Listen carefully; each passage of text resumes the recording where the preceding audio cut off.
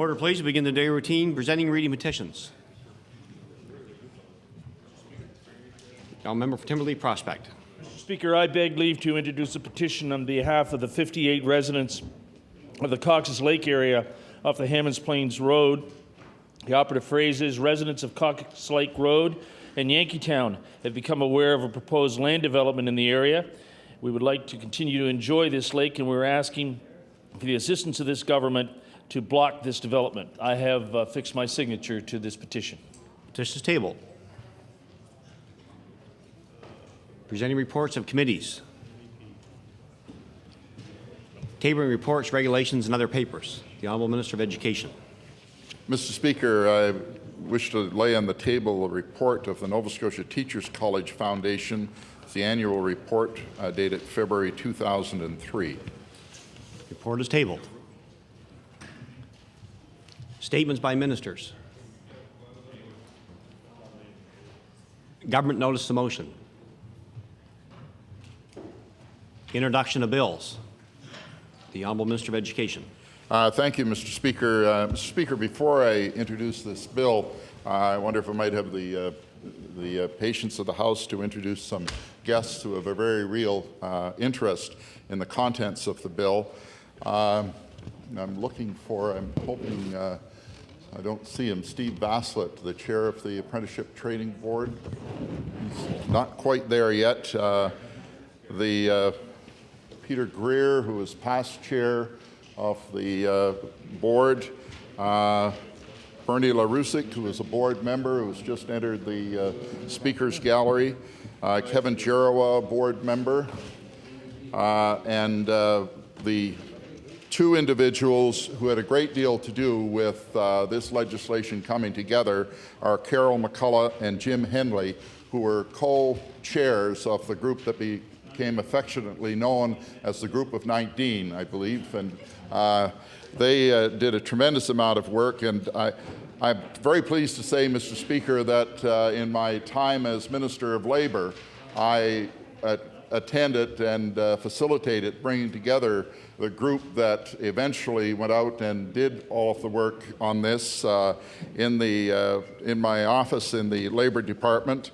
And I indicated earlier today I feel a little bit like a father. I was there at the beginning, and now I'm around to announce the happy events. So I have to give credit to all of the work to somebody else. Also in the audience is Joe Black, who is the Apprenticeship Training Division Director within my department, and Maureen O'Connell, who works with Mr. Black. So that having been said, Mr. Speaker, I wish to introduce a bill entitled an Act Respecting Apprenticeship and Trades Qualifications.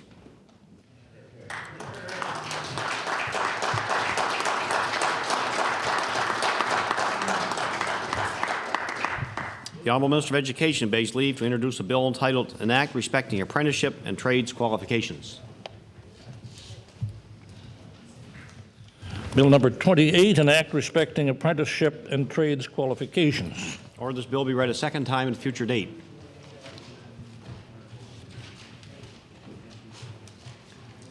Notice the motion.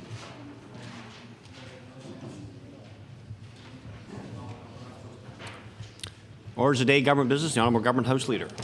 Yes, Mr. Speaker. Would you please call the order of business, Mr. Speaker, government resolutions? Government resolutions. Speaker, would you please call resolution number 1, the estimates, referral to committee, and adjourn debate? Government resolution number 1. The Honourable Member for Cole Harbour Eastern Passage. You have about 50 minutes. 50? Thank you.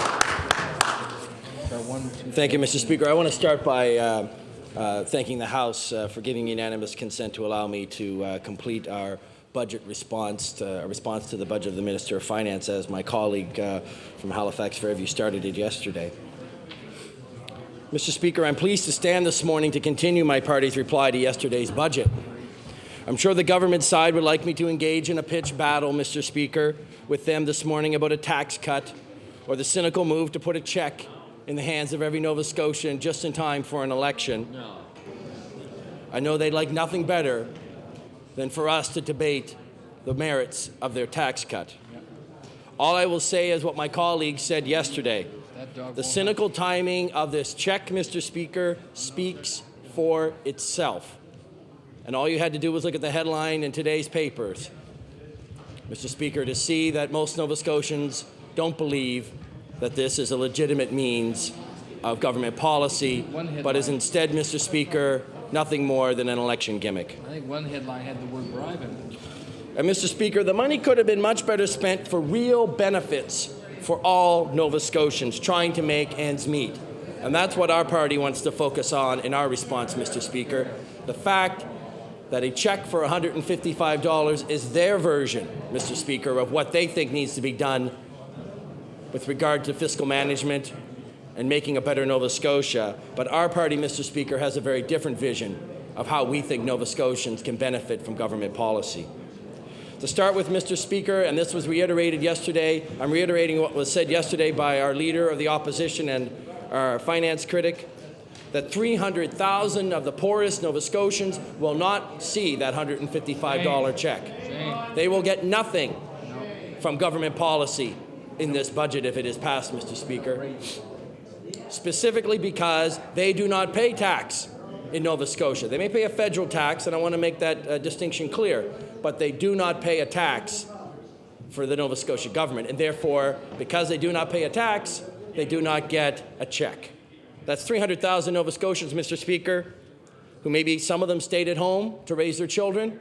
Many of them are seniors who are now on a fixed income, on old age security, maybe a guaranteed income supplement, maybe a pension, but they don't make enough to pay Nova Scotia tax, and therefore they don't get a check either.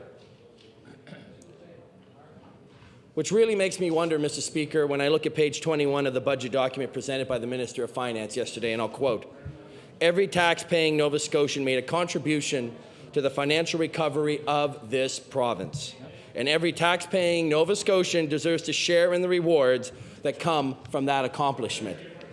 I couldn't agree more with that statement, Mr. Speaker. The fact is, though, that this Minister of Finance is not rewarding every tax-paying Nova Scotian.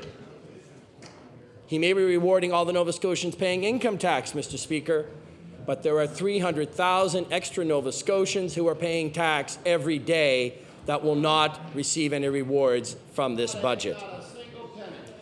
They're the ones that pay HST every time they heat their home, every time they fill up on a tank of gas in their car, every time they pay their electric bill, Mr. Speaker. They're the seniors on fixed income that have to pay HST on their telephone bill or their cable bill. They're the parents who have to pay HST every time they buy a pair of jeans or a shirt for their children, Mr. Speaker. They may not be making enough to actually have to pay income tax to this province, Mr. Speaker, but every day they pay the HST. And yet this government has ignored them. I could spend my time talking about this, Mr. Speaker, but instead, I want to talk this morning about what this budget could have been about. There are many missed opportunities to truly create a better deal for today's working families in Nova Scotia, Mr. Speaker, and this budget has failed on many counts to do that. I want to talk about who's been left out of this budget, Mr. Speaker. After 4 years of a Tory government and over $200 million in increased fees and taxes, let me repeat that, over $200 million in increased fees and taxes on an annual basis, Mr. Speaker, Nova Scotians certainly do deserve a break. A real break, Mr. Speaker, that would help them where it matters most, on the ever-increasing bills that they are paying every day for the essentials of life. And quite frankly, many of those bills are higher because of this government. Every time someone picks up their telephone bill and sees that 911 fee that this government imposed, they're paying HST on top of that as well. Every time they get their electricity bill that just went up because this government was not willing to fight to keep electricity rates down, Mr. Speaker, and then they have to pay HST on that increased bill, they can thank this government, Mr. Speaker. Let me be clear, a 10% tax cut will not even be noticed by most Nova Scotians. Based on the documents presented by the Minister of Finance yesterday, Mr. Speaker, for example, someone in Nova Scotia making $40,000 a year, it will amount to an extra $10 on their biweekly paycheck. $10, Mr. Speaker. That's all that it will be. If someone makes $60,000 a year, Mr. Speaker, that will be $20 extra on each paycheck. Compare that, Mr. Speaker, to what Nova Scotians are paying every day for the cost of living in this province. One tank of home heating fuel, Mr. Speaker, has $60 added to it in HST. Compare that to $10 off your paycheck. One tank of gas in the car is an extra $4 in HST, Mr. Speaker. 1 month of electricity for a home heated with electricity, Mr. Speaker, has $30 added to it in HST. Compare that to $10 off your paycheck. These are the costs that are affecting Nova Scotians every day, and these are the costs that this government should have addressed. In total, this government expects to bring in $37 million in HST taxes more this year. In total, there will be $75 million in extra taxes raised by this government and collected from the pockets of Nova Scotians this year, Mr. Speaker. A full $34 million more than this government is giving back in their election checks. And one more example. This government has not done a thing to stop increases in tuition fees in universities, Mr. Speaker. And a 5% increase in tuition, which is a reasonable rate from what we're hearing from the universities as to how much they're going to increase tuition, Mr. Speaker. A 5% increase in tuition would mean an extra $250 a year for students and their families. These are the costs that are affecting Nova Scotians on a daily basis, and this government has done nothing to address those costs. Nova Scotians do deserve a break, Mr. Speaker, and this government has failed to provide them with one yet again. All Nova Scotians deserve a break from this government, but the break they deserve is in the higher and higher costs of the essentials of living: electricity, heating oil, children's medication. And this budget does nothing to give them a real break. Mr. Speaker, I want to talk for a moment about some of the specific areas of this budget that I think are specifically appalling. There are a few, if any, groups who have been more ignored and taken for granted by this government than Nova Scotia seniors. This budget is no exception, Mr. Speaker. And nowhere is this more noticeable than its treatment of seniors in nursing homes. The Premier likes to talk about his government approach on this issue as step by step. Eventually, we'll get to where the people of Nova Scotia want them to be. Let me be clear, Mr. Speaker, that means that Nova Scotians want this government to provide a long-term care system in which their assets are not taken from their hands in order to pay a bill for health care that every other Nova Scotian gets for free. Order, please. There's too much noise in the chamber to ask members to take their conversations outside, please. The honourable member for Cole Harbour Passage. Thank you, Mr. Speaker. It's step by step, Mr. Speaker. That's what this government likes to say. Well, Mr. Speaker, in this budget, those steps are unfortunately either very tiny or in some cases they're even backwards. The changes announced will amount to about $3 million extra being put into the system for a full year. That's considerably less than what this government promised in November of 2002, Mr. Speaker. The other announced change in this budget would reduce the invoice going out to seniors for their nursing home care every month. All that does, Mr. Speaker, is slow down the process by which this government is continuing to take money out of the pockets of seniors. In other words, it's a slow bleed of their assets instead of a fast bleed, Mr. Speaker. Nova Scotians have been very clear on this issue. They do not want half measures. They want health care costs for seniors and long-term care covered by this government as they're covered for every other Nova Scotian. They've told our party that in the thousands. We presented petitions in this House by over 20,000 Nova Scotians who are demanding this. I know that government knows that's what Nova Scotians want, Mr. Speaker, and yet again they've ignored them. And that's a choice they've made in this budget. I want to talk about health care generally, Mr. Speaker. The failure to create a better deal for seniors is not the only problem this government has created in the health care system. And I want to quote from the Premier's Blue Book in 1999. He says on health care, it will be, first priority of this government will be to fix the health care system. We will make sure that when individual Nova Scotians need health care, it will be there for them. That's a noble goal, Mr. Speaker, one I think every Nova Scotian can say they would agree with. But let's talk about this government's record over the last 4 years. Closure of rural hospital beds. The frequent loss of emergency room services in several communities, Mr. Speaker. Glace Bay, on a regular basis, we hear in the news how their ER is shut. The Strait Richmond Hospital, for months and years, couldn't find an emergency room doctor because of the lack of attention from this government. Spring Hill, Mr. Speaker, a hospital I know you're very familiar with, has had its emergency room shut on a regular basis.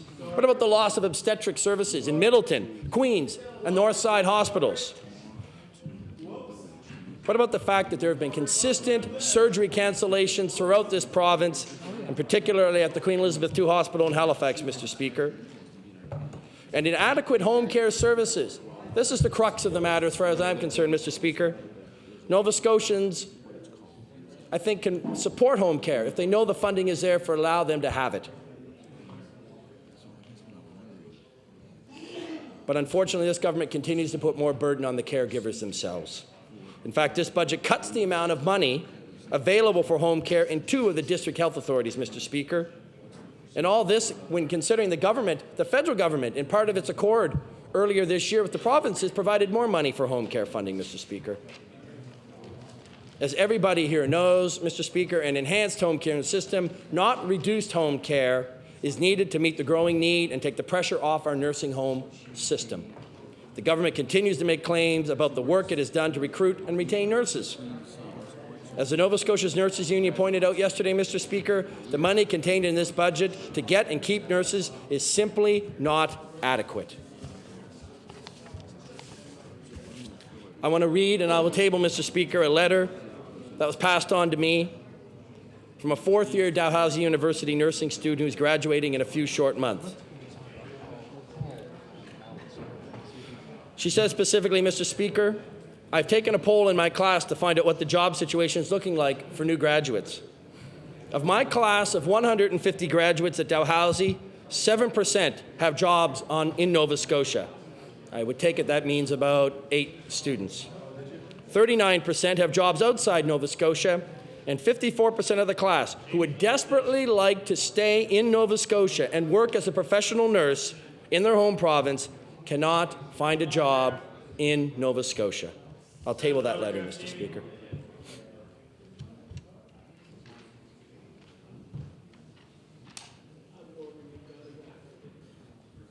Clearly, this government has continued to do nothing or very little with regard to recruiting nurses. If we have a graduating class of 115, graduating in a matter of weeks, and only 8 of them have jobs in Nova Scotia.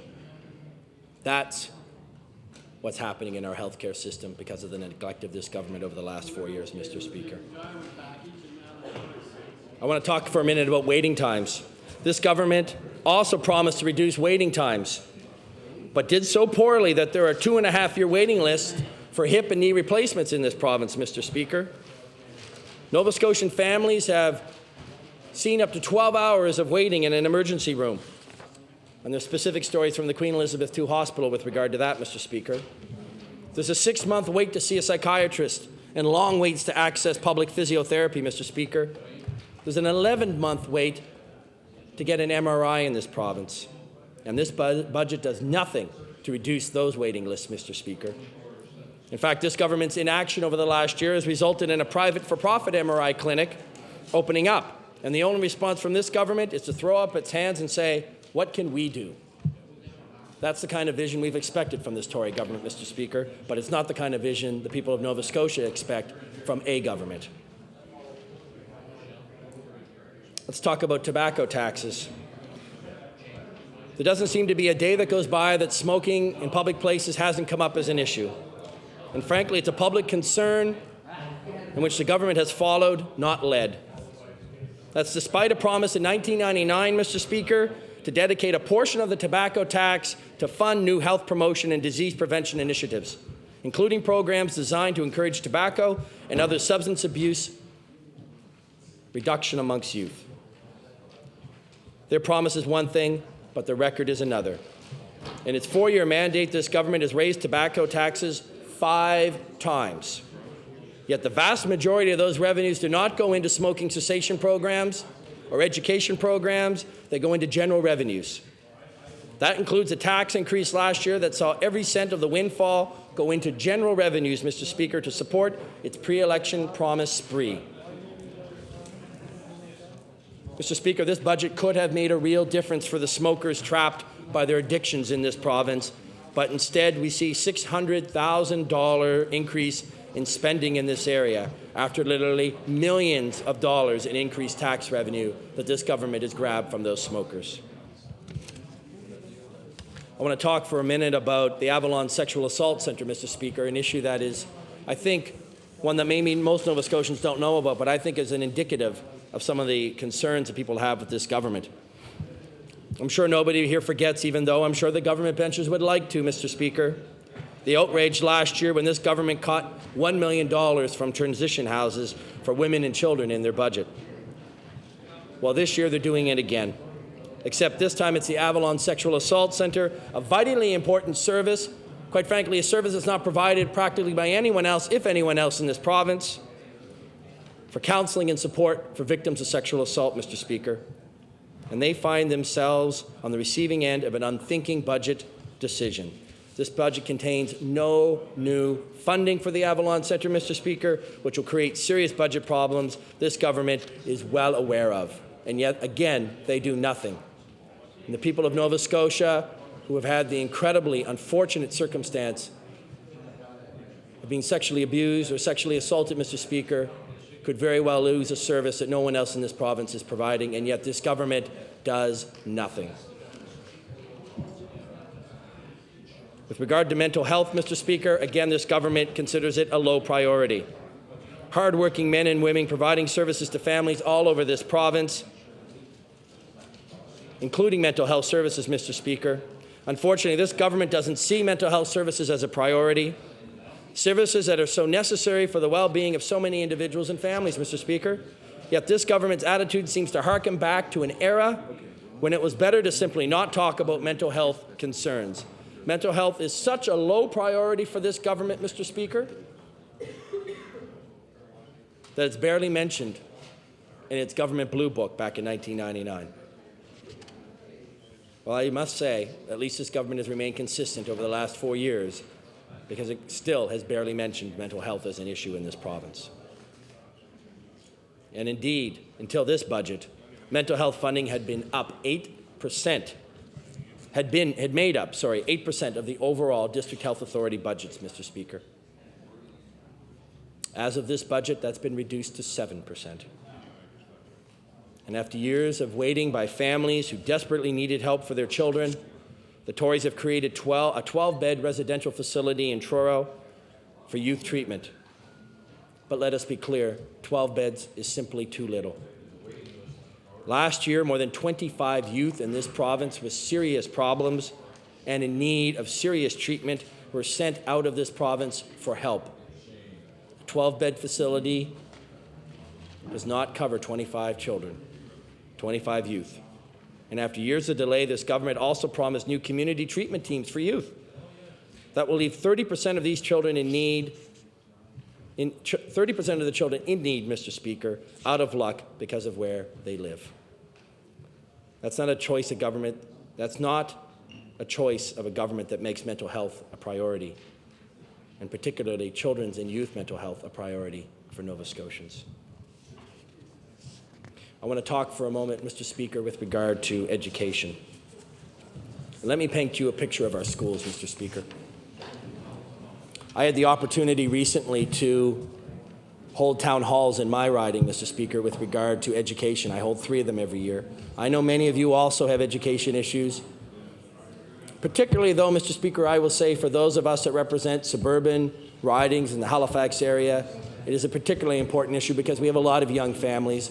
Indeed, I would say it's probably the most important issue in my riding, and I suggest it's a very important issue in many other ridings, particularly suburban Halifax ridings. And the picture I see every year when I hold these town halls really hasn't changed. I have parents, I have teachers, I have administrators, Mr. Speaker, and they talk about the system as it stands now. They talk about the fact that when our children go to school, they are going to school, they're going into overcrowded classrooms, Mr. Speaker. This teacher-to-student ratio needs to be reduced in this province, and yet this government has done nothing in this budget except for children starting school in the fall in grade primary. Has done nothing to address overcrowding.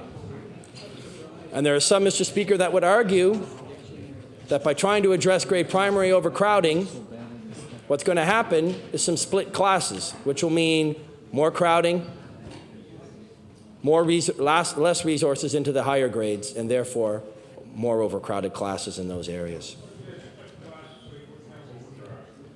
Children with behavioral problems like ADD and ADHD, Mr. Speaker, or with special needs are neglected, and there's a lack of support that they need to ensure that they're able to be successful in school and in life.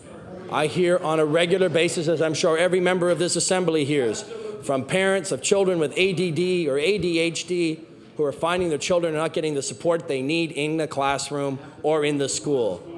With a learning center, without a learning center, these are debates that can be held, Mr. Speaker, but the fact is that these children are not getting the support. They are falling through the cracks.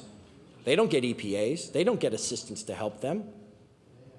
In many cases, they don't even get an IPP until they're 2 years behind in their reading and their skill level, 2 grades behind. Well, by that time, Mr. Speaker, many of those children are in desperate need. And indeed, the irony of this is, having talked to some administrators, it's particularly girls and women who are affected because, Mr. Speaker, because they usually enter school at a higher maturity rate, their problems aren't noticed until a little later in life. And therefore, they're the ones that when they're 15 and 16 or 14 and 13, when the problems really develop and they're not able to keep up, it's very difficult at that point to try and address them. But overall, Mr. Speaker, with ADD, with ADHD, and other behavioral issues, Mr. Speaker, and learning disabilities, we have problems. And this government has done nothing to address those either. Mr. Speaker, if you go to a school, and I'm sure many of us have, we will know that there are many, and parents will talk about this, there are many who leave grade 3 who cannot even read. Not because of some learning disability that may prevent them, but because we do not have the resources to identify and support them in a way that ensures by the end of grade 3 they are able to read at a grade 3 level. Study after study, Mr. Speaker, has shown that these children, if children can read by the end of grade 3, they are much less likely to have educational problems, development problems later in school, and they are much more likely to graduate grade 12 and, of course, go on to post-secondary education if they wish. Yet this government has done nothing to fulfill a commitment that they should be making to ensure that all children who can read by grade 3. Mr. Speaker, teachers who talk to me talk about the fact there's a lack of professional development in the classroom to allow them to address new curriculum. This government continues to provide new curriculum, new textbooks, new math, new grammar, yet doesn't provide the support through professional development to allow our teachers to be able to keep up and ensure they're teaching properly, Mr. Speaker. Exactly.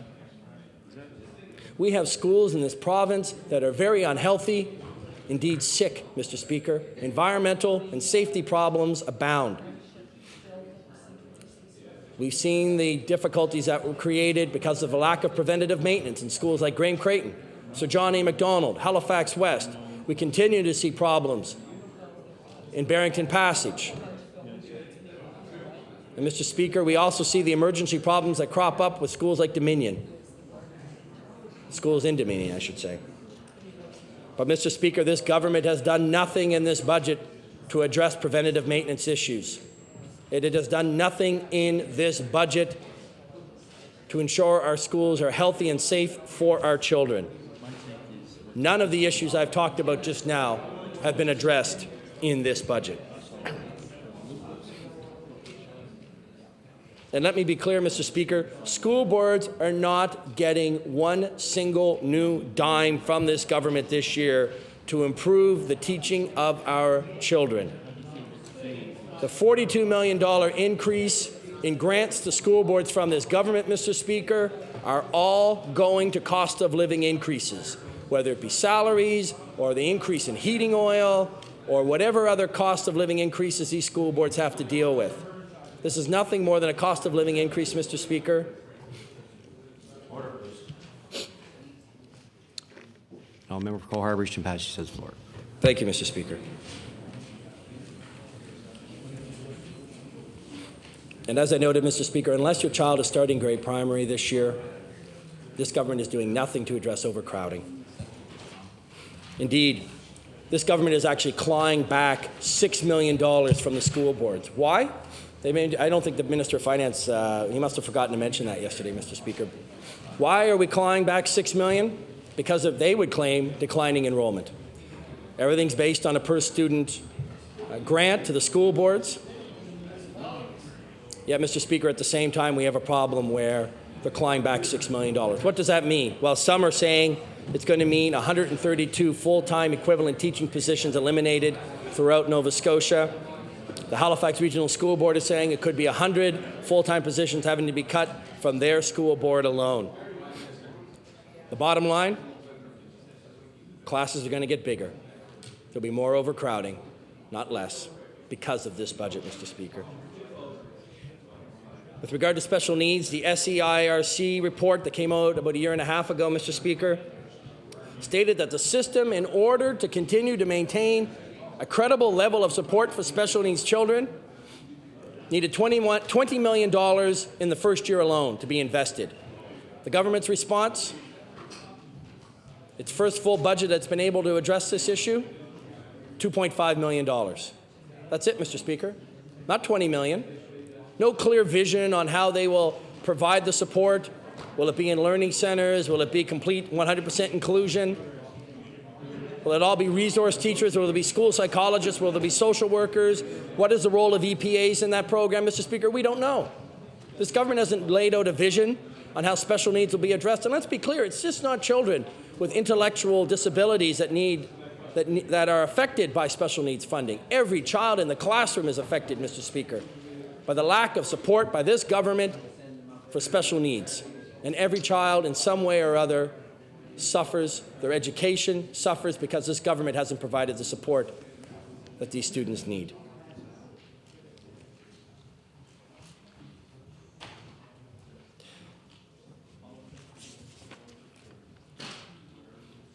As I noted above, Mr. Speaker, this government has not provided any funding to ensure all children can read by grade 3. We've talked about the Reading Recovery Program. That's something this government did. Yet at the same time, it created a program and never properly funded it. I remember a couple years ago going to schools, and many schools are very eager to try Reading Recovery. They thought it was a great program. You go back to many of those schools now, they've dropped it because funding was limited and the funding is no longer available. And to see those children who were having trouble reading in grade 1 and grade 2, Mr. Speaker, and to see them in that Reading Recovery Program with one-on-one intense support from a resource teacher, and to see them beginning to read in the hopes that by the end of grade 3 they could read at the level of their other students in their classes. That was a good thing.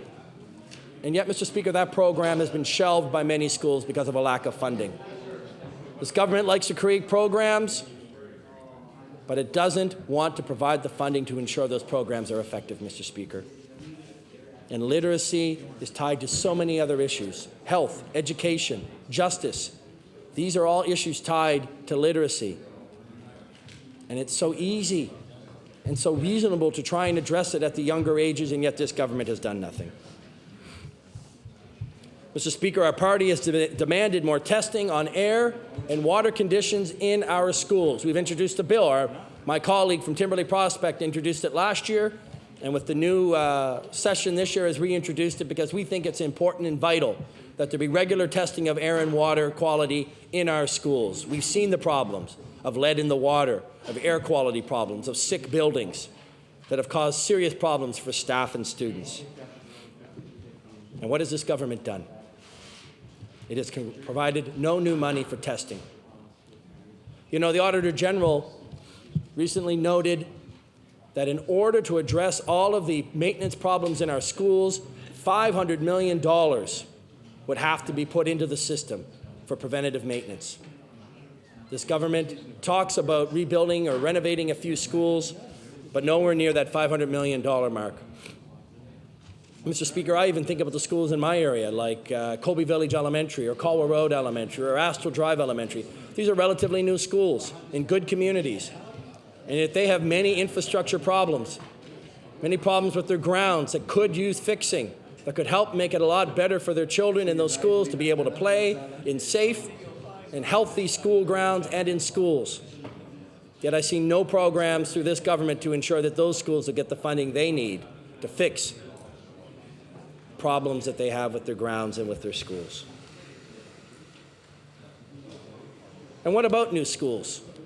This government has been proud to trumpet the fact that it is building new schools and it's put more money into capital budget. But let the people of Nova Scotia be clear, Mr. Speaker. There will be 4 new schools built in this fiscal year, 2003, 2004. That's all. Next year, 2004, 2005, there'll be 5 new schools built. This government knows full well, whether because of emergency situations in Dominion or safety and health issues in Barrington Passage or overcrowding issues in Hammonds Plains or Eastern Passage or Timberlea and Prospect, Mr. Speaker, they know that many more schools need to be built, yet they do not have a clear plan on how that will be done. There'll be plenty of numbers crunched. There'll be plenty of announcements made between now and the election, between now and when the checks go out, Mr. Speaker, announcing new schools. Yet, Mr. Speaker, there will be no major construction in many of the areas that deserve schools. I want to talk about post-secondary education as well, Mr. Speaker. The extra $6 million this government announced last week for universities, and let me be clear on this point as well, does not and will not prevent increases in tuition. Dalhousie continues to talk about a 10% increase in tuition. St. Mary's and St. FX talk about a 5% increase in tuition. That's $6 million they take and say, thank you very much, we need it. But without guidance from this government, without a commitment to freezing tuition, they will seek tuition increases, Mr. Speaker. As I noted above, a 5% increase in tuition in Nova Scotia will mean $250 more in fees. This government will have the dubious distinction, Mr. Speaker, of having completed a full term as a government and having not provided any debt relief programs to the students of Nova Scotia. They cut the one that was here, and the one that they announced last week does not start until the spring of 2004, well after the next election. That means a full term without any debt relief programs, Mr. Speaker. And the debt relief program they're going to provide is only half of what was there before. And let's talk about the 2,500 new seats in the community college that the Premier was so proud to announce last week on the waterfront. You know what, Mr. Speaker? Those seats don't start until 2005. Not this year, not next year, the year after. Yet this government has a penchant for trying to make announcements that go well beyond its first mandate. And the $2,100 tuition rate that is now at Nova Scotia community colleges, there's no guarantee that won't go up. This is the state of our education system right now, Mr. Speaker. This government has failed the parents and children of Nova Scotia once again. In many cases, the people of Nova Scotia don't ask much of their government. They want the healthcare system there when they or their family need it. They want to know that their children are going to get an education to allow them to compete against the best and the brightest of anyone in this country or in the world. It's not asking a lot from a government with a vision, a government with a commitment, a government that's thinking beyond the next election. And yet this government can't do that. It won't do that. And Nova Scotians, I believe, are disappointed as a result.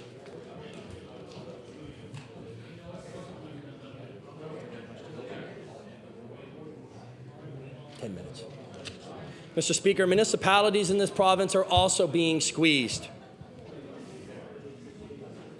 I talked about education and the lack of vision. Well, they seem to have one vision with regard to education, Mr. Speaker: download the costs on the municipalities in this province. They're downloading another $3.5 million in education costs on the towns and cities and counties of this province. It's a familiar song that this government likes to sing with the municipalities. And for the towns and cities that are trying to balance its books, and it's interesting, because I heard today how HRM has already passed its budget, and they passed it without any tax increases. And yet, Mr. Speaker, now they're going to have to go back and see how they're going to be able to deal with the extra money they have to pay in education, because this government, because it isn't consulting, because it's downloading on municipalities, has just thrown a monkey wrench in the budget of HRM and every other municipality in this province, Mr. Speaker. And I think what is so galling for these municipalities, Mr. Speaker, is they're asked to pay the bill, yet they have no say in the education of the children within their region. They're asked to increase taxes, And let us not forget, Mr. Speaker, the old saying, there's only one taxpayer. I think someone in this House said that yesterday in a very brilliant speech. And Mr. Speaker, I think it's important to remember that. This government may be able to claim it can balance the books and write checks with the finance minister's name on it, but those same taxpayers are going to be paying money in increased property taxes to cover that $3.5 million this government has downloaded on the municipalities. This is just another sign, Mr. Speaker, of this government trying to pass the bill to municipalities without giving them any say. Mr. Speaker, I also want to touch on, going back to my earlier theme of giving Nova Scotians a break. This government yesterday tried to sell this budget as a tax cut for Nova Scotians. It specifically said that $68 million, Mr. Speaker, will be given back in checks of $155 to all Nova Scotians who paid personal income tax in any of the last 3 years. But let us be clear that this government in the next year is going to collect $34.5 million more in taxes than it is cutting, Mr. Speaker. Revenues during the life of this government have increased by $500 million. Let's put that in perspective. When this government came in, I believe the annual revenue of the government was $5.1 billion. Yeah. This year, it's $5.6 billion. Right. This government likes to claim it's fiscally managing things, it's tight belt, when in fact, we've seen massive increase in spending in this province. And in correlation with that, we've also seen massive increases in taxes and user fees. And it's the Nova Scotian families that are paying for it, Mr. Speaker. Yeah. Yeah. This government, this budget of the government, Mr. Speaker, is predicting vast increases in gasoline sales. And therefore, that will mean more gasoline taxes collected. That will mean more HST collected. Now, of course, that runs contrary to everything the Minister of Finance has been commenting on with regard to high gas prices mean lower consumption. But we shouldn't let the facts get in the way of what the Minister wants to say, Mr. Speaker. And as I noted, it also means a tremendous windfall in HST on gasoline and on the motive fuel tax. And that's just the beginning of the increases in money that this government will take directly out of the hands of Nova Scotians and the people of this province.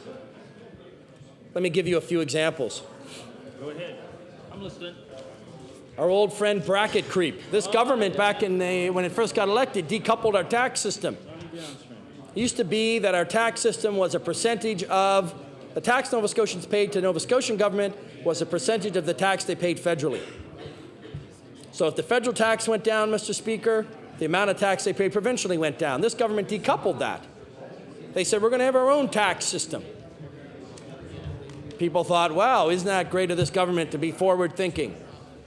Au contraire, Mr. Speaker, what we saw was a government that instead, as the federal government reduced its taxes, instead of, as it would have been if we didn't decouple, our taxes going down correspondingly, our taxes have stayed up. It's called bracket creep. And Mr. Speaker, this year alone, this government will be collecting an extra $28 million from bracket creep. And how do I know that? Because the budget numbers alone say that. Anyone wants to turn to page A13 of the budget, Mr. Speaker, you will see that when the government asks how much it's going to lose in tax revenue this year because of the tax cut, it's only a $40 million cut. But the government says they're spending $68 million on these checks. So where's the extra $28 million come? Well, the Department of Finance says themselves it comes from bracket creep. That's $28 million in extra taxes they're collecting. How about that HST? $37 million more will be collected in HST this year, Mr. Speaker. Not because the HST is going up as a percentage, but because this government is making a windfall off of the high cost of gasoline, heating oil, increased electricity bills, insurance. These are all things this government is making a windfall off of, and that's going to be $37 million more out of the pockets of Nova Scotians. Tobacco tax is up $21 million. And again, very little of that is going to smoking cessation and education programs. The gas tax, $8.5 million more will be collected this year, Mr. Speaker. The Liquor Corporation is expected to bring in an extra $6.5 million. Corporate income taxes are going to go up $37 million, Mr. Speaker. Maybe that's why the Chamber of Commerce is really upset with this budget. Registry of Motor Vehicle fees are going to go up $1.1 million, Mr. Speaker. Apprenticeship training fees are going to go up $326,000. In grand total, in this budget, over and above, there will be $75 million in extra taxes. Now, I want to conclude where I began, Mr. Speaker. Please do. This budget is a stunningly cynical document that is aimed squarely at securing enough votes for a second mandate. And I don't think I've heard anyone on the government benches try to deny that. And it's doing its most in the most crass fashion possible. This is simply the check is in the mail politics, Mr. Speaker. And this is a budget about missed opportunities. Opportunities to truly give Nova Scotians a break. An opportunity to give seniors in nursing homes, Mr. Speaker, the kind of break they and thousands of Nova Scotians support and have supported over the last year. A break that would see health care covered for seniors like it's covered for everyone else. This budget missed the opportunity to truly help our children to learn in overcrowded classrooms, to address the needs of those with behavioral and intellectual disabilities, Mr. Speaker. This budget could have truly helped the children in Nova Scotia reach their full potential through an education system that is second to none. This budget could have truly helped debt-burdened post-secondary students and their families by freezing tuition, but it didn't. This budget could have helped universities that are trying to find ways of operating without increasing tuition fees, but it didn't. This budget could have helped all those families out there who've struggled through this long winter with increased heating oil and electricity costs by removing the HST on home heating fuel, electricity, the absolute necessities of life, Mr. Speaker, and yet this government and this budget failed to do that. Insurance rates in this province have gone up 65% on average over the last year, and this government has no plan for dealing with that. There'd be far more money in the hands and the pockets of Nova Scotians if this government had done anything to ensure that Nova Scotians have the lowest and fairest insurance rates in Canada, and yet they did nothing, Mr. Speaker. There are simply so many things this government could be doing inside and outside of this budget to create fair deals for Nova Scotian families, Mr. Speaker, to give them the break that they deserve. Throughout this budget debate and in the election to come, Mr. Speaker, creating a fair deal for Nova Scotia families, giving them the break that they deserve is my party's goal, and we look forward to that debate, Mr. Speaker. Thank you. The honourable member for Richmond. Thank you, Speaker. It's a pleasure to rise today and to speak in reply to the budget presented yesterday. As you'll be aware, Mr. Speaker, having recently been named to the finance critic role for our Liberal caucus, it is my first opportunity to be able to reply to the budget, and it's an opportunity right now that, Speaker, I want to use this occasion certainly to thank my former colleague, the honourable member for Lunenburg West, for the work that he did in helping our caucus in understanding budgets, interpreting budgets, and appreciating the impact that the finances of this province have on average Nova Scotian families, and better appreciating the whole budgetary process. It certainly has been of great assistance to me. And I have to tell you, when I hear the NDP caucus talking about bracket creep, I'm sure that my former colleague from Lunenburg West is very happy to see that finally they're catching on to what he's been trying to communicate in this House for quite some time. Mr. Speaker, there's no doubt that being finance minister or being responsible for the finances of this province is an onerous task and a very difficult one. One is working with a fixed amount of funds and trying to address the needs and priorities of Nova Scotians.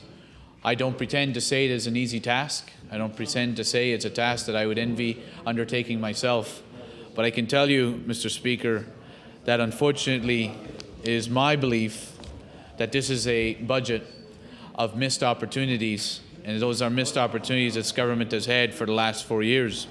Mr. Speaker, as I said, as finance critic, I do bring a limited amount of financial experience with me, having instead obtained a law degree and being a member of the Nova Scotia Bar Society. But I can tell you, Mr. Speaker, having grown up in a family of 4, having worked the son of a fisherman, a mother who took care of us and then went on to work as we got older, having grown up in the bait sheds of Ilmadam and on the wharves of Ilmadam, fishing with my father and seeing what the community was going through, having witnessed the collapse of the groundfish fishery in our community and the impact it had, and also being 30 years old and making student loan payments which exceed my mortgage payments. I certainly believe that I'm in a position to understand some of the frustrations Nova Scotians have, the impact that this budget is going to have on them, and the concerns that we have as to what this budget is doing to Nova Scotians.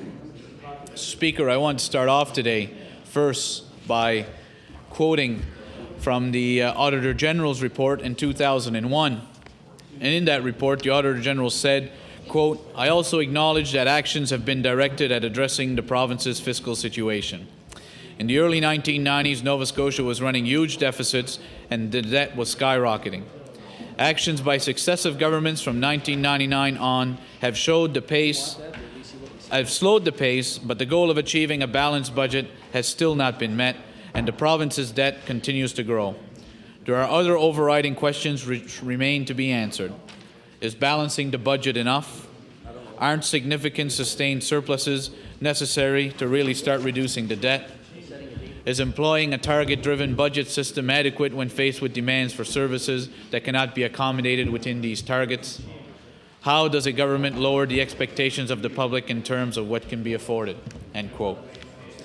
Mr. Speaker, as has been stated by the Auditor General, much has been done in the last 10 years, Mr. Speaker. In those 10 years, it was a result of actions taken by both the Premier Savage and McClellan, who had to wrestle with the legacy that John Buchanan, Don Cameron governments left this province. Mr. Speaker, we all know that the current finance minister was part of those governments, but I, like many others, will acknowledge that that was quite some time ago. The unfortunate thing is, though, Mr. Speaker, is that the lessons of that time have not been learned by this minister or by this government. Mr. Speaker, I will readily admit that this government had made great strides in the last couple of years, has had the 2 previous Liberal governments, and in less partisan moments, the Minister of Finance himself has acknowledged that here in this House. But yesterday, Mr. Speaker, something went horribly wrong. Yesterday, Mr. Speaker, marked a turning point in Nova Scotia history as the lessons of the past have been thrown aside and the floodgates of spending have again opened. Mr. Speaker, the borrowing continues to put future generations at risk, and an unprecedented tax scheme has been unleashed upon the people of Nova Scotia. Mr. Speaker, we all know that the $155 rebate check announced yesterday by the government is nothing more than a cynical attempt to curry favor with Nova Scotian voters, and it's a clear indication of the kind of cynical politics that the Premier in 1999 promised that he would not engage in. I will also remind you, Mr. Speaker, that this is the same Premier in 1999 that said, "I will respect voters." He accused the previous governments of not respecting voters. He accused them of trying to buy their votes at election time, and he said, "I will not do this." Well, how ironic yesterday, Mr. Speaker, when the Premier rose in the House and listed his 5 commitments to Nova Scotians. Not once was respecting Nova Scotians listed as one of his commitments, and not once was using taxpayers' money to try to curry favor with the electorate at election time listed as one of his commitments to Nova Scotians. How quick the Premier has been able to put aside those commitments in efforts to try to prop up his party and to try to win re-election in this province. Shame on the Premier for that, Mr. Speaker. Mr. Speaker, as I said, going back into the past, let's go back to 1989. On May 5th, 1989, the Honourable Greg Kerr, Minister in the Buchanan government, tabled a very optimistic and glowing budget. Mr. Speaker, I wish to point out some of the answered comments from that budget. In that budget, the economy was supposedly growing, unemployment was down, but there were some signs that that would not continue. Mr. Speaker, Greg Kerr might have recognized it at this time, but by the time he tabled his budget, it was probably too late. Even in that budget, Greg Kerr at the time said, quote, "It is only when governments are able to stop the growth of the total debt that they can effectively begin to reduce the substantial costs associated with servicing the debt. Every dollar applied to debt servicing is one less dollar available for the delivery of programs and services." End quote. Unfortunately, Mr. Speaker, even Mr. Kerr at the time did not heed to those words. In fact, the Honourable Bill Gillis, member of the Liberal caucus at the time, later said that day, quote, "It's all smoke and mirrors, Mr. Speaker. It is a sleight of hand budget by this bunch opposite. They have been trying to do it for more than 10 years or 11 years, but the day of reckoning is coming." End quote. How true Bill Gillis was that the day of reckoning was coming. Well, Mr. Speaker, the day of reckoning did come, and it hit the Tory government over the head like a hammer. In 1991, another budget by Mr. Kerr showed that there was a recession. Unemployment was up, revenues were down from transfers, interest rates were around 13%, and the ground fishery was on the verge of collapse. Mr. Speaker, the government of John Buchanan was warned by Bill Gillis that the day of reckoning was coming, and he was right. Now, what is the relevance of that to today, Mr. Speaker? Well, today, Speaker, we are back to where we were in 1989. The government is relying on a growing economy instead of sound fiscal management. Borrowing continues unabated. Mr. Speaker, the warning signs are there. Alarm bells should be going off all over Nova Scotia because this government is not ready when the next day of reckoning comes. Mr. Speaker, it's around the corner, and it's Nova Scotians who will suffer. Interest rates are at their lowest levels since the Depression. The U.S. economy is slowing, and the growth in the offshore has not only stalled. Under this government's watch, most of the major players have packed up and gone home. Mr. Speaker, this is not the time to open up the floodgates of spending. This is not the time to keep borrowing, and it is not the time to implement a tax scheme aimed at currying favor with Nova Scotians at election time. Mr. Speaker, this government is actually bragging because it is spending $250 million on capital. They have justified the borrowing by saying that it is for roads and schools, and the Minister of Finance said, "Not only have I borrowed, not only am I still borrowing, I make no apologies for it." Well, Mr. Speaker, let's go back to the budget of May 14, 1991. At that time, the government borrowed $260 million for capital. Imagine, Mr. Speaker, 10 years ago today, the province borrowed $10 million more than the government of John Ham for schools. Schools that are now falling apart and into the ground. Adjusted to today's dollars, that figure is probably much higher.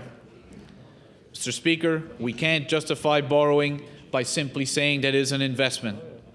They did the same thing under John Buchanan, and look at the situation that we are in here today, Mr. Speaker, a debt of $11.6 billion. Mr. Speaker, every government since 1993 has had to deal with the Buchanan legacy of debt financing in this province.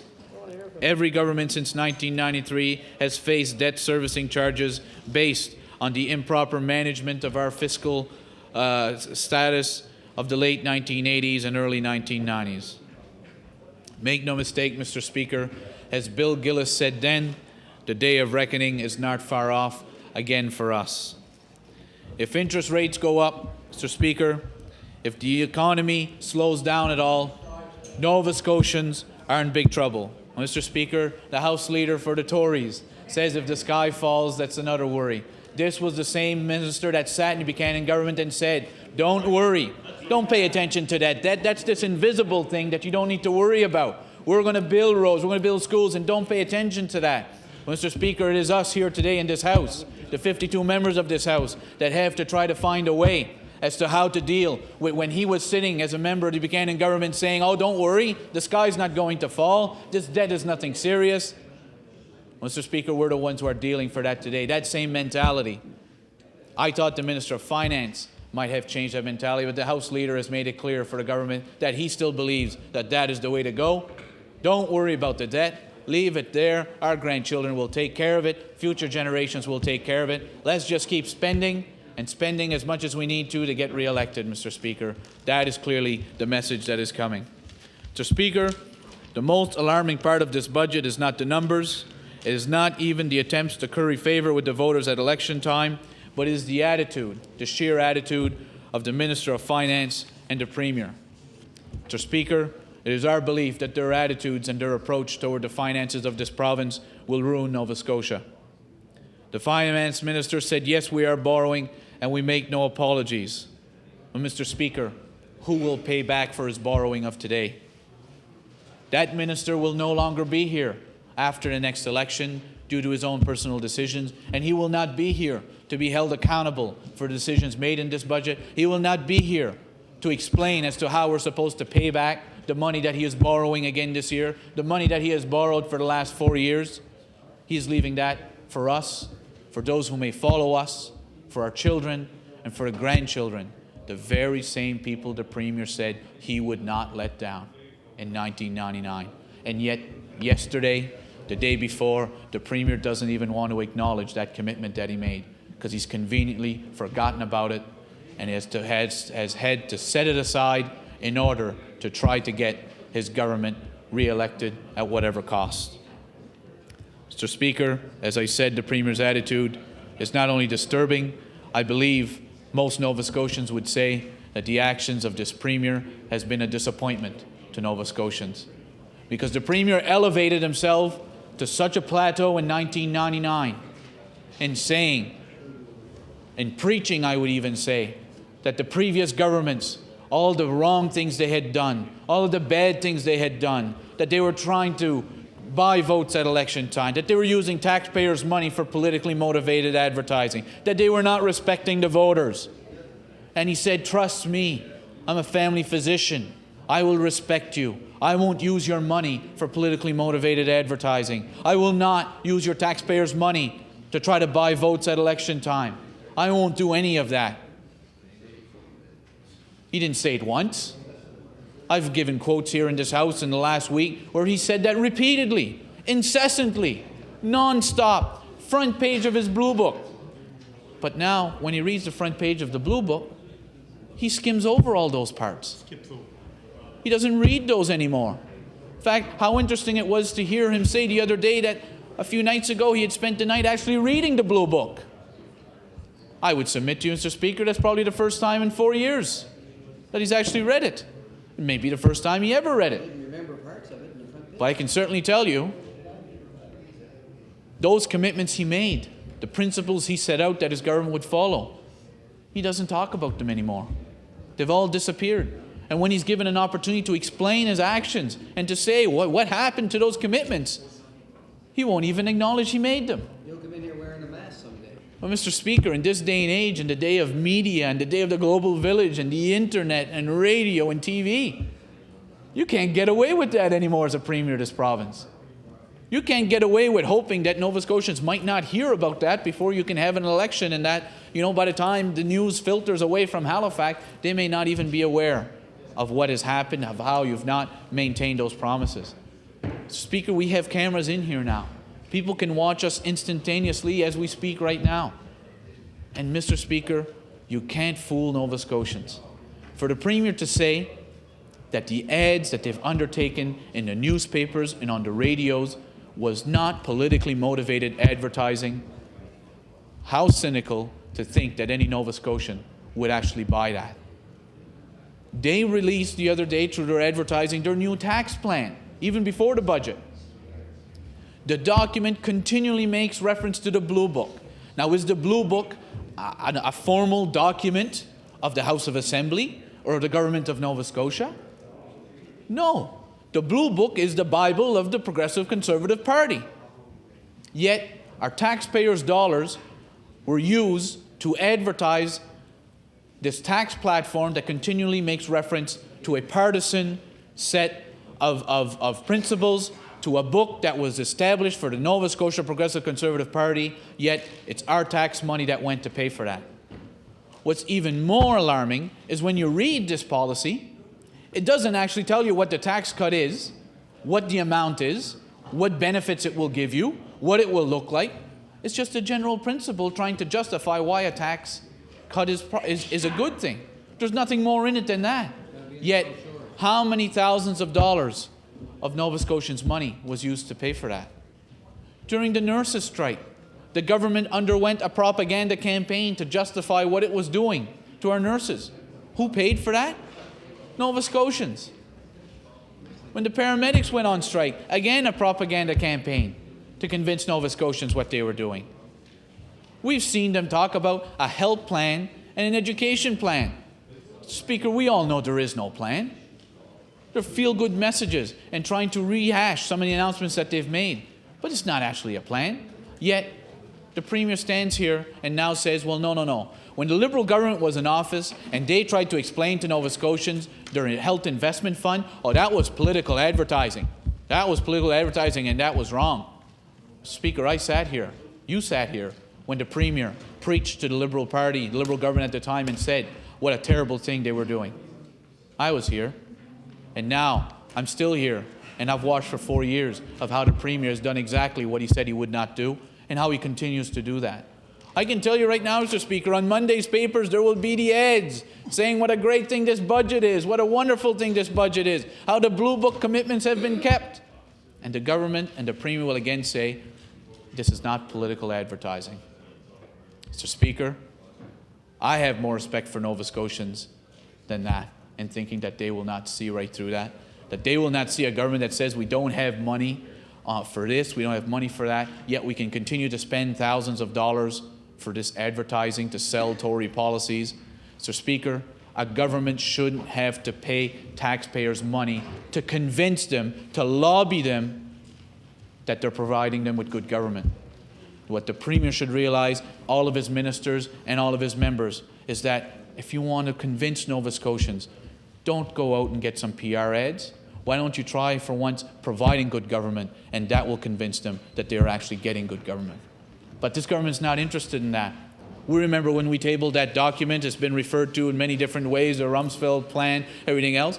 The plan kept saying, convince Nova Scotians, convince them that we've done well in education, convince them we've done well in health, convince them we've paved roads, convince them we've done well on the offshore. Why? Why would you have to convince them if you've done such a good job? It should be apparent. You shouldn't have to convince anyone. Your actions should speak for themselves. Yet that document, like this budget, is an admission of failure. It is an admission that we have not been able to do what we said in 1999, and in order for us to be able to even give the appearance that the Premier has kept his word, we must convince Nova Scotians. We must sell. We must spin. There are more spin doctors being hired by this government right now than there are family doctors. Because you've got to convince Nova Scotians. That is the message. We have heard the backbenchers stand up one at a time and try to convince Nova Scotians what they've done for health care. We've heard the members get up and talk about numbers in health care which are clearly not numbers which can be backed up. They are numbers that have been glossed over. They are numbers to try to send a message out there to convince there are more nurses, convince there are more doctors, convince there are less emergency room closures, when we all know that's not the case. But again, rather than a government that can stand there and say, look at our record and I stand by my record, they say, no, go out there and convince and spin and do everything you can to gloss over the reality, to make it look like we've done what we said we would do. And that, Mr. Speaker, it will be the Premier's greatest failure here in this House of Assembly as the Premier of this province. And that rather than letting his action stand and saying, I stand by my record, he has to say, I need to go out and convince and sell and spin. That'll be the legacy that the Premier will leave here. And I can tell you, that is exactly in 1999 what the Premier said he would not do, that he would provide Nova Scotians with good government and that his government's record would stand for itself. And today, what we've seen in the last few years and what we see in this budget is an admission of failure, and it's an admission that we must do something to try to cover up, or I shouldn't say cover up, but to make Nova Scotians forget about our inability to keep the commitments that we have made. Mr. Speaker, we all remember how the Premier said on the front page of his Blue Book, "My government will live within its means." The days of mortgaging, of borrowing millions of dollars which mortgage our children's future will end. Mr. Speaker, today I ask on behalf of our caucus, I ask on behalf of Nova Scotians, when will it end? You said in 1999 it would end. Now today, all of a sudden, the Premier says he doesn't recall saying that. I didn't say that. I said I was going to provide a tax cut. I never said that I wouldn't borrow millions of dollars. I wouldn't mortgage our children's future. Where did you say that? In a scrum the other day, Mr. Speaker, the Premier said. I don't believe I said that. He looked at his communications assistant, Mr. Batherson, and said, "Do you remember me saying that? Do you remember that being in the Blue Book?" And there's either two options. Either Mr. Batherson himself didn't notice, and shame on him if that's the case, or what's more than likely, he wanted to avoid embarrassing the Premier by saying, "Oh, excuse me, Mr. Premier, by the way, that was your #1 promise that you made." So it's either one or the other. I'm not sure. But Mr. Speaker, I can tell you, for the Premier now to stand in this House in question period and say, "I never made those commitments," or when he is asked, he lists off all sorts of other commitments and forgets not adding to the debt, living within his means, respecting voters. Those have all disappeared.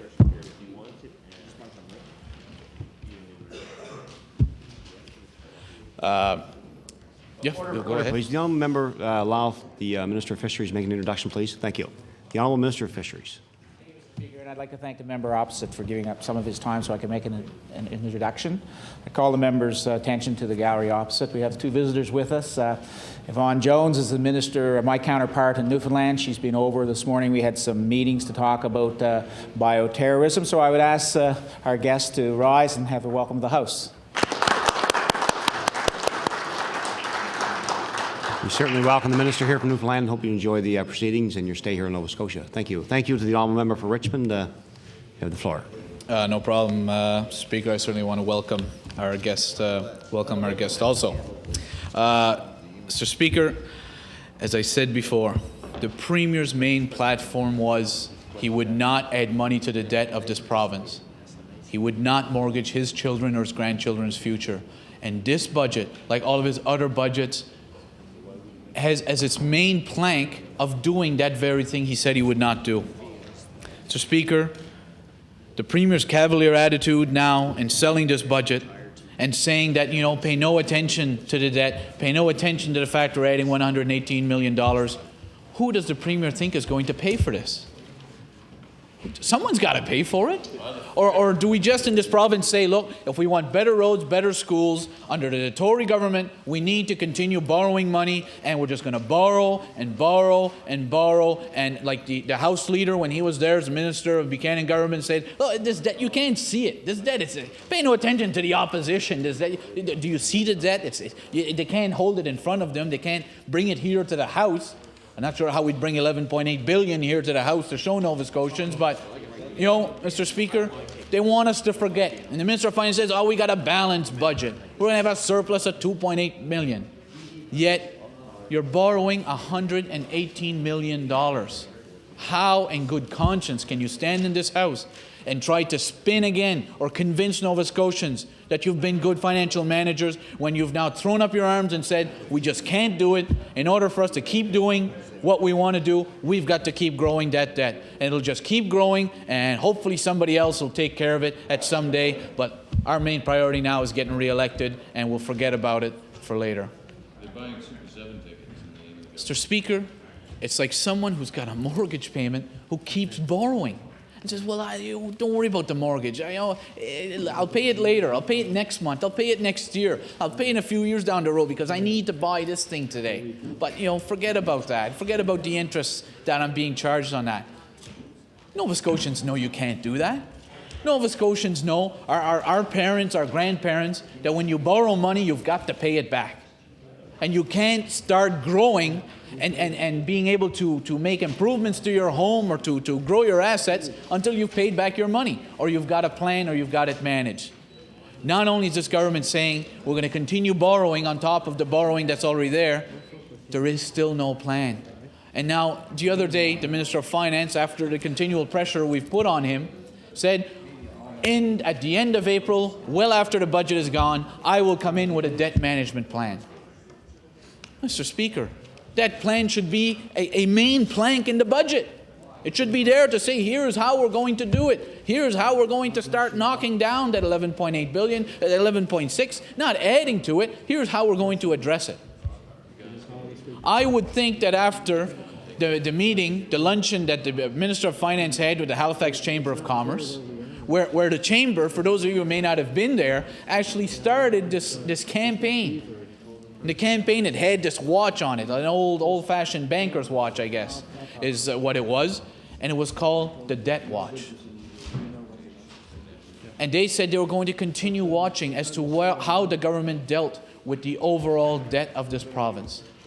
One would think from that the minister would say, listen, I got to do something here. I can't go present a budget without a plan for that, because I know they're watching me. These people have undertaken a campaign. They've got accountants. They've got all these people watching that want to see what I'm going to do, what my legacy will be, how they will judge me. Mr. Speaker, if you want to see that judgment, read today's papers. And the judgment is not good.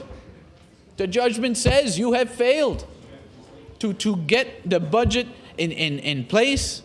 And what are they saying? They're saying no management of the debt, no vision, no plan, no time frame. But what do they agree on? They agree that checks in the mail when it comes to the $155 rebate, and the check will be in just in time for the election.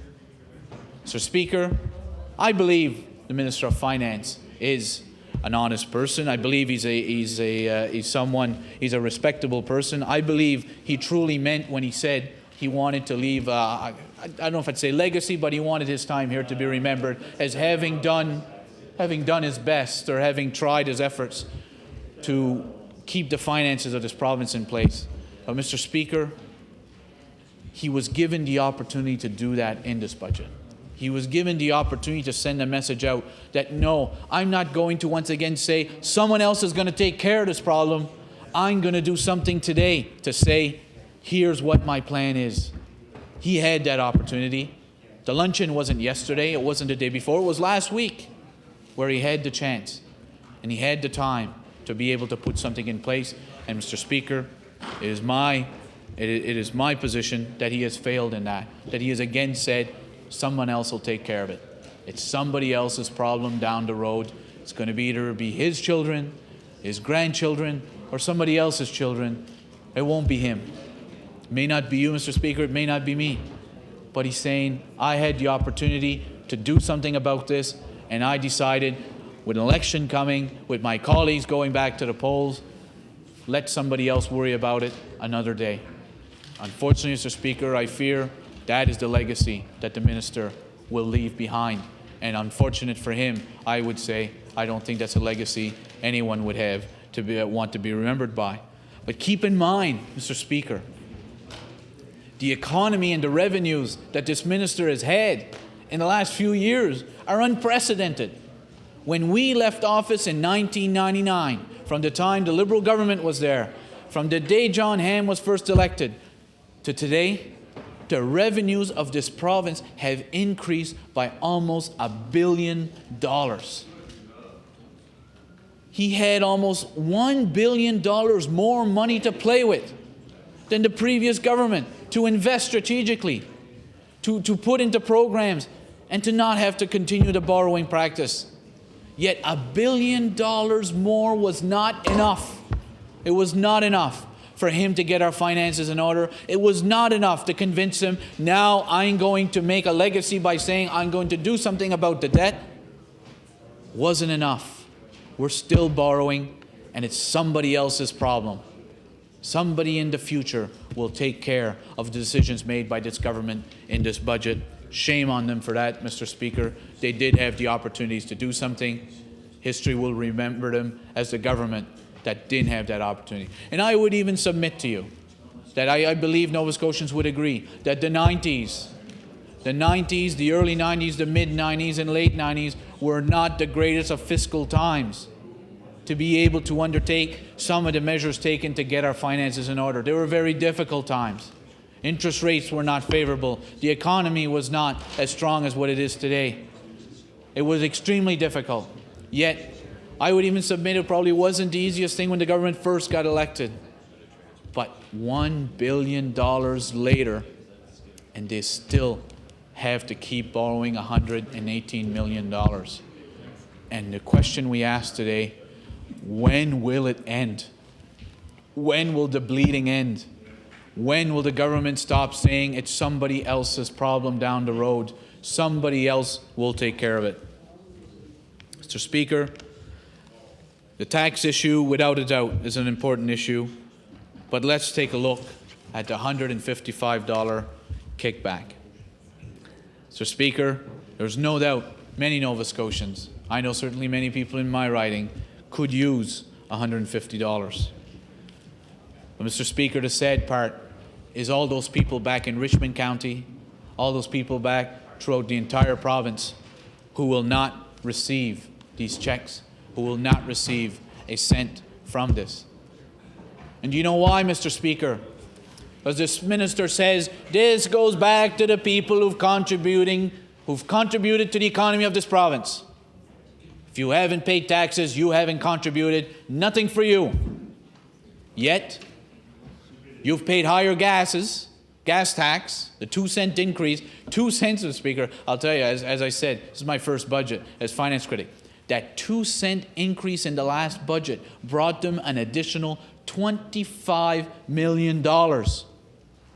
Yet is it only people who pay provincial taxes that contributed that $25 million? Is that the position of the Minister of Finance? Is it only people who paid provincial income tax that paid the HST and the higher cost of home heating oil?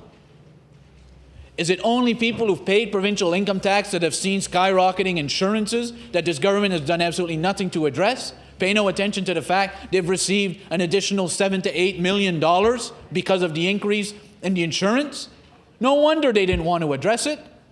They were reaping a windfall from it.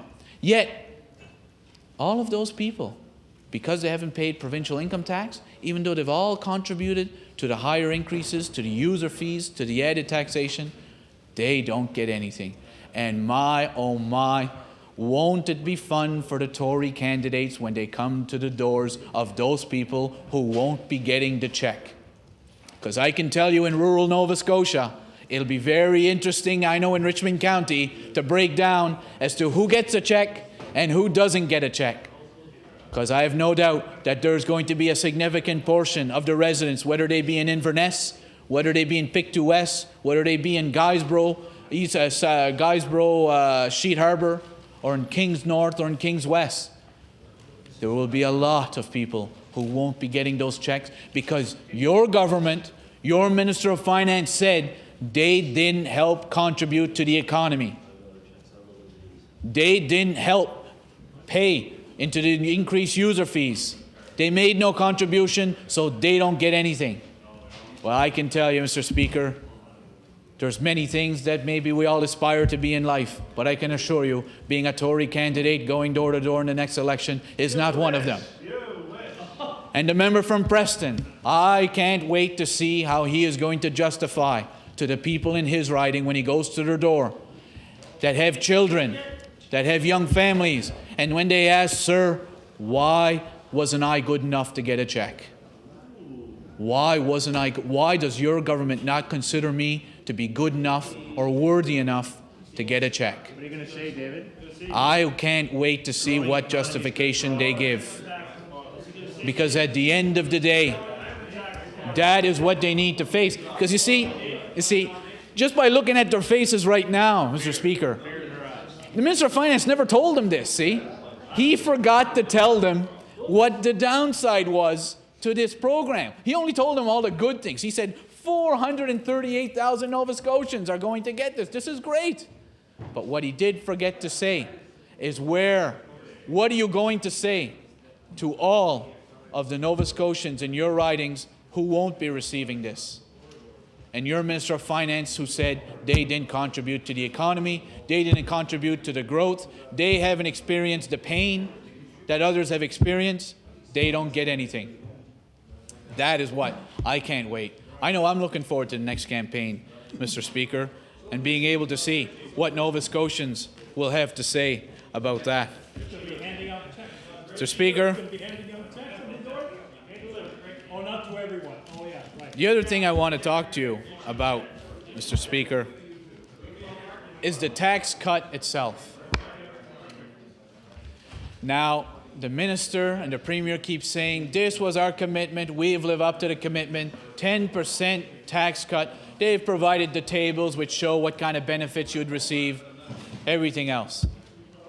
Mr. Speaker, what he doesn't talk about is what is going to happen to that 10% tax cut in a very short period of time. The Minister of Finance would have you believe this tax cut is going to be something that's going to be in place for years to come and will benefit for years to come. But Mr. Speaker, once again, with so many other things in this budget, lift the veil, look at what's really there, and you see that that tax cut is artificial and that it is not going to last very long. I'll tell you why, Mr. Speaker. We all know, even you, Mr. Speaker, when you spoke, mentioned the issue that what the Minister did here in Nova Scotia, what the Minister failed to do here in Nova Scotia, but what they did in our neighboring province of New Brunswick is that they have indexed their tax credits, their tax brackets and credits to inflation. The whole issue of bracket creep that my good former colleague from Lunenburg West spoke about so many times. He kept talking about it. The Minister certainly can't say he wasn't aware of this, because how many times do we hear it here in this House? Yet, Mr. Speaker, by not doing that, what does it mean? It means that over time the tax cut will be clawed back by bracket creep, and the benefits the Minister of Finance tell you you will receive will disappear in a very short period of time. Mr. Speaker, New Brunswick has indexed their tax credits, their tax brackets and credits, meaning that fewer low-income people have to pay their taxes in New Brunswick. Mr. Speaker, I give you for an example the basic personal amount. In Nova Scotia right now, under this Tory plan, it will remain at $7,231. Mr. Speaker, in New Brunswick, on the other hand, it is $7,756 for a difference of $525. Mr. Speaker, the other most common refundable tax credit is the spousal amount, which here in this province is $6,140. At the same time in New Brunswick, it is $6,568 for a difference of $428. Mr. Speaker, all told, a family in New Brunswick where one spouse works have $953 more in tax credits available to them than here in Nova Scotia. Let me say that again. A family in New Brunswick where one spouse works have $953 more in tax credits available than what we have here in Nova Scotia. So when the Minister of Finance says that we are now in the competitive bracket, that we're right on top of the Atlantic provinces, it's just not true. It's just not true. Mr. Speaker, tax brackets in New Brunswick have a higher threshold than Nova Scotia, so the Minister's claim just does not hold up to scrutiny in regards to his 10% tax cut and its benefits. Mr. Speaker, today's 10% tax cut in this budget is a temporary measure that will be eroded away because of hidden bracket creep taxes caused by inflation, which this government has refused to address. Inflation itself will wipe out the tax cut in short order. Mr. Speaker, last year alone, inflation was close to 5%. The great irony, though, Mr. Speaker, is that when everyone goes and spends the $155 vote kickback check, it will actually drive inflation higher. Think about that, Mr. Speaker. The money they're giving to Nova Scotians is going to help get rid and erode that 10% tax cut faster than it would have on its own. Now, that's not the easiest thing to explain to Nova Scotians. But I can assure you, Mr. Speaker, we will undertake to do our very best in the days and weeks ahead to make sure Nova Scotians do understand that and understand, as we have said, the 10% tax is not a tax cut, it is a tax scheme where once again the government wants to convince, wants to lobby, wants to spin the benefits of it, rather than just saying, here is what it is going to do. We stand behind the impact it is going to have, and we hold our record onto that. Mr. Speaker, because the minister has failed to index tax credits and brackets, the inflation caused just by that $155 check will actually help increase taxes next year. Imagine. How ironic. The government taxes you to that, user fees all over the place, then they send you a check of $155 of your own money, which is actually going to help increase your taxes that you will pay next year. Only Tory logic would even consider such a plan. And again, I can't wait to see when the Tory candidates go knocking on the doors and Nova Scotians start asking questions.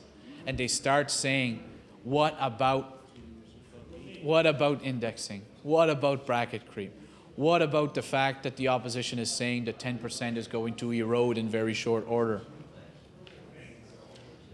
What's most I was say infuriating, but it's the most blatant aspect of the $155 check at tax time is that it's not $155 coming from the Tory party asking you to vote for them. It's $155 of hard-earned taxpayers' money that the government is now trying to use to curry favor with the voters of this province. Mr. Speaker, the Halifax Chamber of Commerce last week chided the minister for failing to deal with the debt. They waited for the budget with high anticipation, and yesterday their message basically was shame on the minister and shame on the premier. Because once again, their main priority said, you failed to address the debt. Now, Mr. Speaker, I got to tell you, one would think that the members of the Halifax Chamber of Commerce are the ones who stand best to gain from a 10% tax cut, cutting their personal taxes. Yet even they, Mr. Speaker, those who would probably benefit the most are saying it's not the right time to give a tax cut when you've got to go out and borrow $118 million. That is where the Premier and the Minister of Finance, the polling they've done, the spin doctors they've hired, the Tory propaganda people that are in place have failed them. Because at the end of the day, when you've got those who could stand most to benefit from this saying, we do not feel it is responsible, we do not feel you've kept up to your commitment of dealing with the debt of this province or the finances of this province, that is what they will have to deal with. The only unfortunate thing is that one could only hope that the Chamber of Commerce would have as much money to use in the propaganda and in advertising as this government will use of taxpayers' dollars to convince them that the tax cut is a benefit to them and will help grow the economy, and pay no attention to the concerns of the Chamber of Commerce, pay no attention to the concerns of the Chartered Accountants Association, pay no attention to business leaders throughout this province. Because we are going to spin it out there and convince you and throw all the propaganda at you that we can to convince you that this is a great thing. Mr. Speaker, expenses. Here's the other thing, Mr. Speaker. When you want to talk about Tory fiscal policy for the long term, look in their budget. Now, this one's an easy one. Some of the stuff wasn't that easy to explain, but look at this one. Look at the line where it says, what are your expenses? What is the growth in your expenses? So your everyday, your program spending, everything else. What is the growth going to be for the next fiscal year? They have that number pegged at 4.1%. Okay, so it's growing 4.1%. But the other line that's a little bit important to look at, Mr. Speaker, is what is your growth in revenues? Because if you've got a balanced budget, if you're a good fiscal manager, well, my God, your expenses can't be higher than your revenues. But under the Tory fiscal policy, imagine, your expenses are up 4.1%, your revenue at 3.8%. Mr. Speaker, I ask you, is that a sustainable fiscal policy for the future of this province? Where you're presenting a budget, and yet at the end of the day, you tell Nova Scotians we will have a surplus. Yet, expenses up 4.1%, revenue only 3.8%.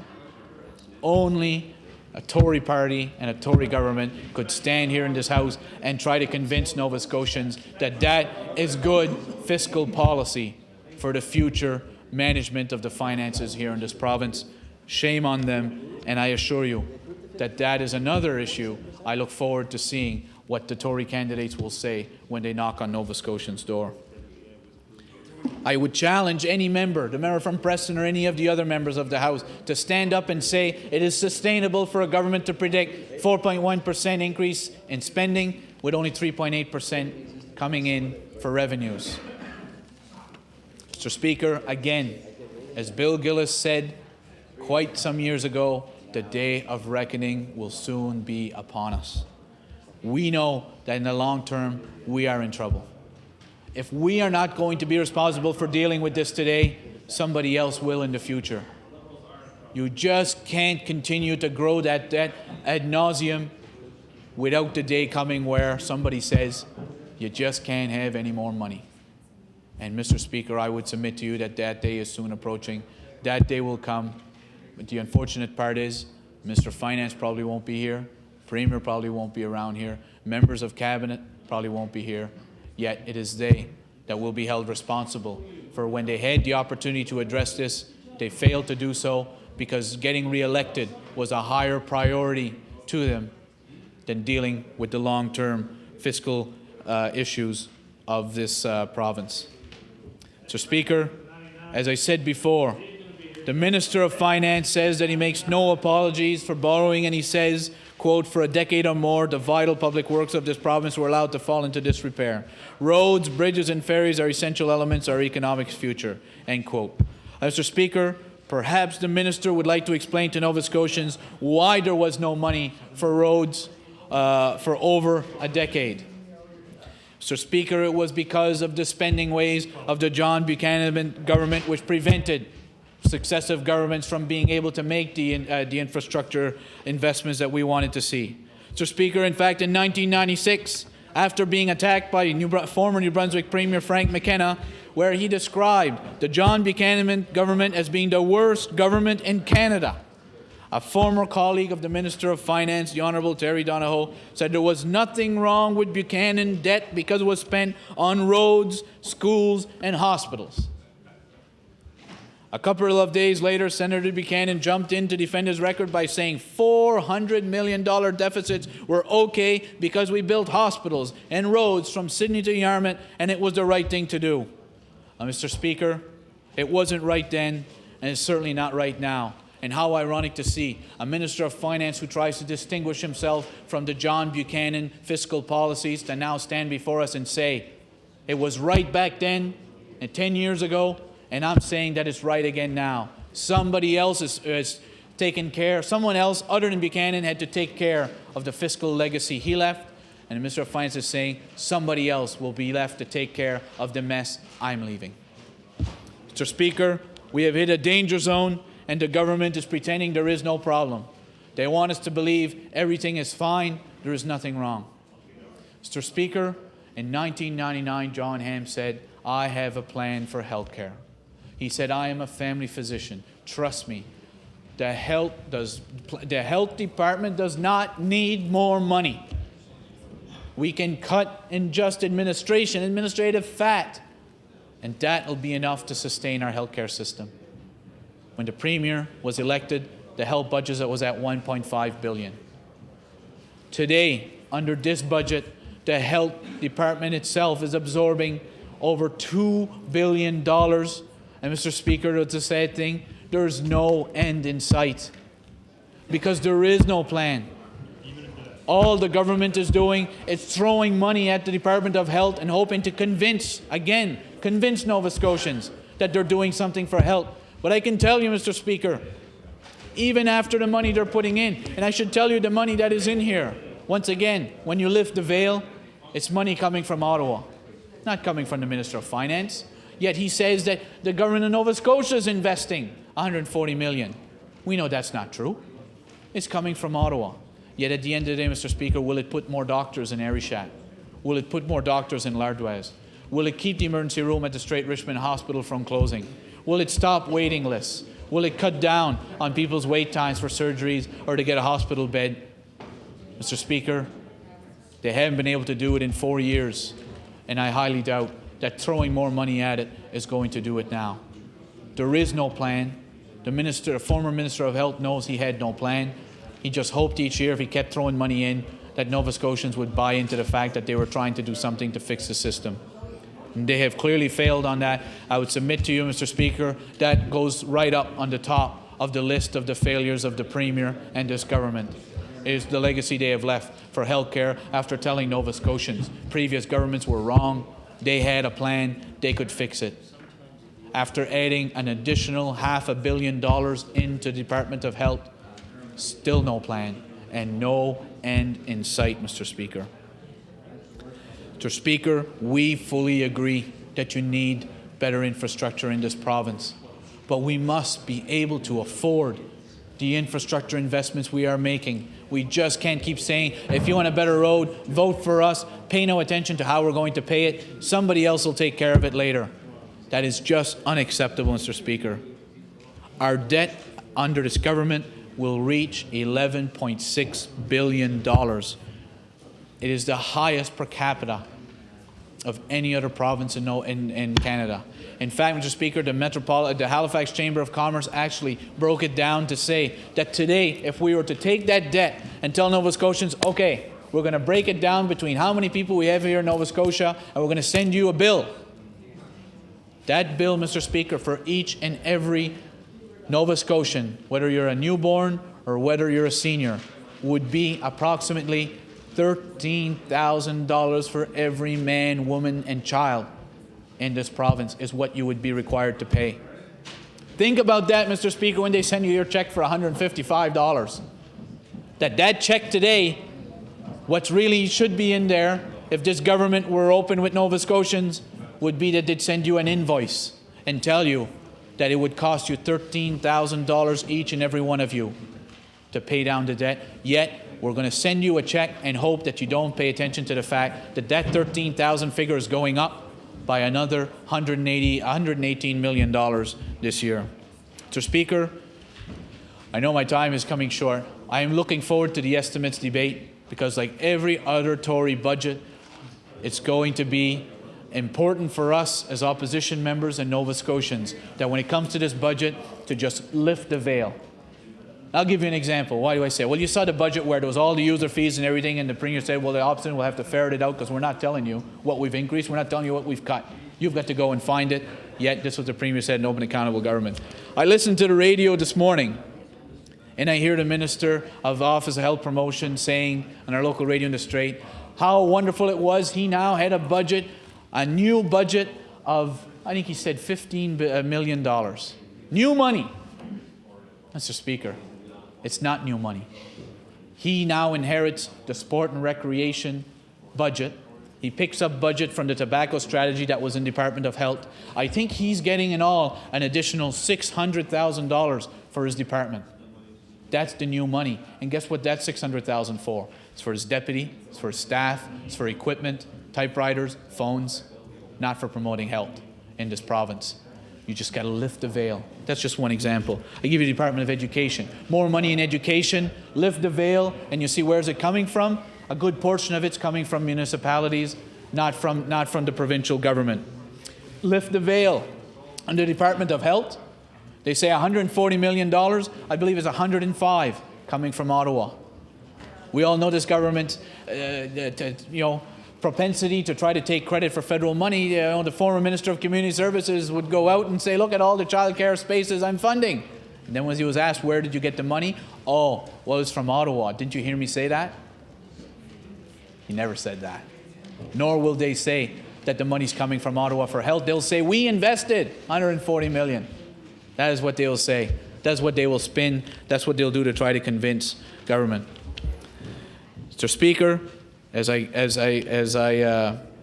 wrap up, I want to tell you how disappointed I personally am, and I can tell you I feel that I can speak on this with a level of comfort at what this government has done with the debt relief program for students. I can tell you that I benefited from the debt relief program when I was a student. It certainly helped me at cutting down the amount of money I owed, but when I graduated, I still owed $35,000. Mr. Speaker, the other day, I had a constituent come and tell me that he had graduated. He had just finished a year of teaching, graduated from St. FX, and he had spent a year teaching, and last summer he got married. And he married a student coming out of St. FX who had a teaching degree. And you have 6 months after you graduate before they send you the bill to start repaying your loans. They consolidated their loans, and guess what, Mr. Speaker? Guess how much their monthly payment is? These people just graduated, they're trying to have a home, they need 2 cars because they teach at different schools, probably thinking about possibly having a family. $1,200 a month goes to pay student loans. How, in God's name, are they supposed to run a home, run 2 vehicles, and even consider having a family when $1,200 goes out just for student loans? That number could have been cut down, Mr. Speaker, had this government not cut the debt relief program when they did. And to now tell those people, by the way, you've graduated now, you will not benefit from this new plan. Too bad, so sad for the years that you did not get debt relief. Shame on this government, Mr. Speaker. I want to give you another example, Mr. Speaker, of missed opportunities. This government suspended the in-home support program under the former Minister of Health in March of 2000. March of 2000, that's right. This program, Mr. Speaker, was a strategic investment which kept seniors and loved ones at home. It kept them out of nursing homes. It kept them out of long-term health facilities. It kept them at home where they wanted to be. At the end of the day, it saved the government money, significant amounts of money. Yet this government has frozen it in March of 2000. The former Minister of Health said we are reviewing it. And how sad to see that in this budget, 3 long years later, still nothing.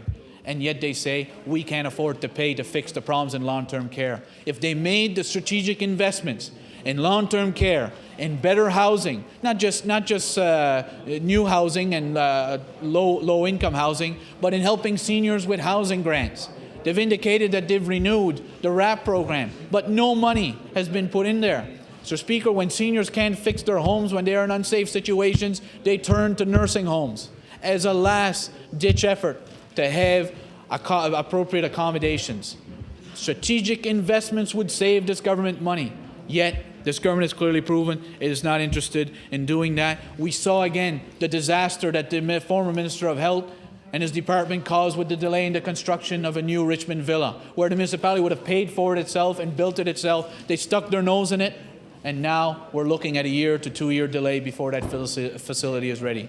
The legacy this government is leaving is a legacy which we will remind Nova Scotians. We'll remind them of what the $155 check is really for. We'll remind them of the fact that the tax cut is artificial. We'll remind them of the fact they had an additional $1 billion in revenue to play with than what they had when they were first elected, and yet they're still borrowing $118 million. Their opportunity was there to say we will deal with the debt today, not tomorrow, for someone else to deal with. That is the legacy the Minister of Finance will leave. That is the legacy the Premier will leave. Generations to come will remember this government for failing in the opportunity they had, and where they instead said we want to get re-elected, someone will deal with the problems of the debt tomorrow. That is the legacy, and Nova Scotians will remember them for years to come. Thank you, Mr. Speaker. The estimates on the committee the estimates are referred to the Committee on the Whole House of Supply. The Honourable Government House Leader. Yeah, take a vote. You have to vote on that? No. Okay. Mr. Speaker, I move that the House to now rise to meet again on Monday at the hour of 4 p.m. The House will sit from 4 till 10, and the order of business following the daily routine will be estimates in the chamber and in the Red Room. In the chamber be the estimates of the Minister of Health, and in the Red Chamber be the estimates of the Minister of Agriculture and Fisheries. And from thence on we'll go in alphabetical order in the Red Chamber, and in this chamber it'll be Education after Health. Thank you, Mr. Speaker. Order, please. The motion was the hours 4 till 10 on Monday evening. Motion is the House adjourned till 4 on Monday. Is it agreed? Agreed. All those in favour say aye. Aye. Counterminded nay. Motion is carried. We're adjourned till 4 p.m. on Monday.